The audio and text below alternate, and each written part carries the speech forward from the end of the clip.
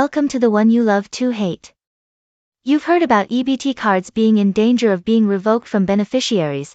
What are EBT cards and how does one qualify to receive them? First, you have to understand what SNAP is. SNAP stands for Supplemental Nutrition Assistance Program. Its purpose is to help people from low-income households maintain good nutrition by providing them with a monthly food allowance.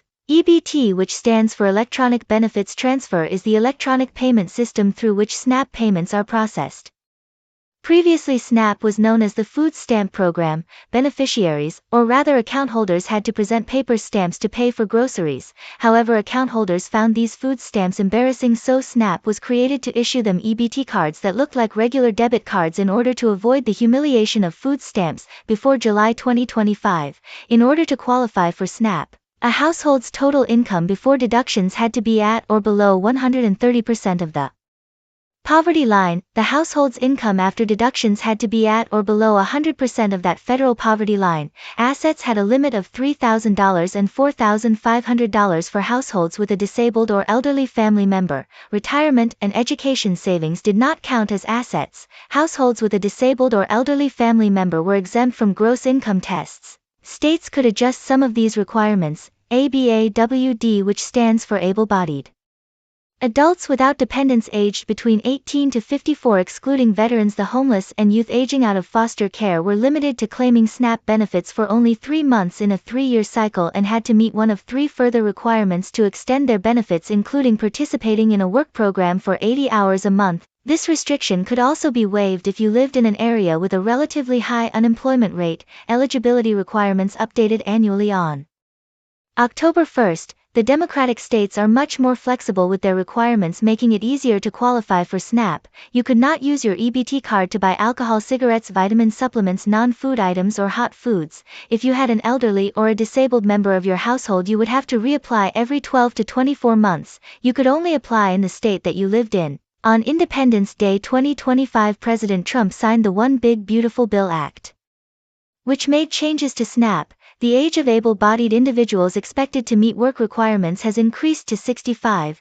The age of dependent minors has decreased to 14. The One Big Beautiful Bill also removes exceptions for the homeless, veterans, and those 24 and younger who have aged out of foster care. Additionally, it removes the criteria for a waiver where an area has a high rate of unemployment. With the exception of Alaska and Hawaii, states may only request waivers if the unemployment rate is over 10%.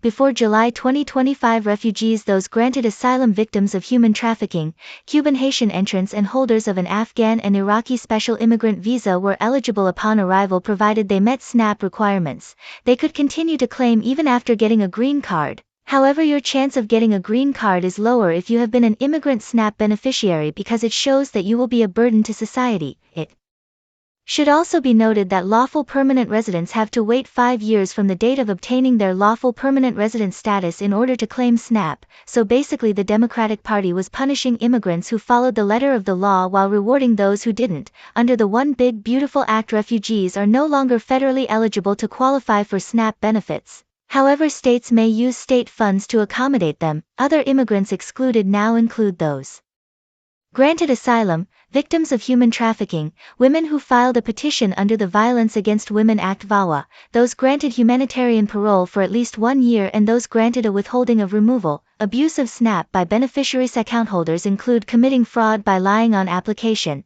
selling or trading benefits, not updating that state on household changes, trying to claim from different states simultaneously by using fake IDs, conducting transactions that exceed the available balance, or reselling food bought on their EBT cards. Participating retailers gained millions of dollars in SNAP benefits by taking half of the cash value from beneficiaries' account holders or conducting illegal transactions. Fraud on EBT cards cost billions annually, and that's even excluding the card skimming incidents. In 2024, the U.S. Department of Agriculture reported a slight increase in improper EBT transactions. It is estimated that SNAP benefits to immigrants cost between $3 billion to $5 billion.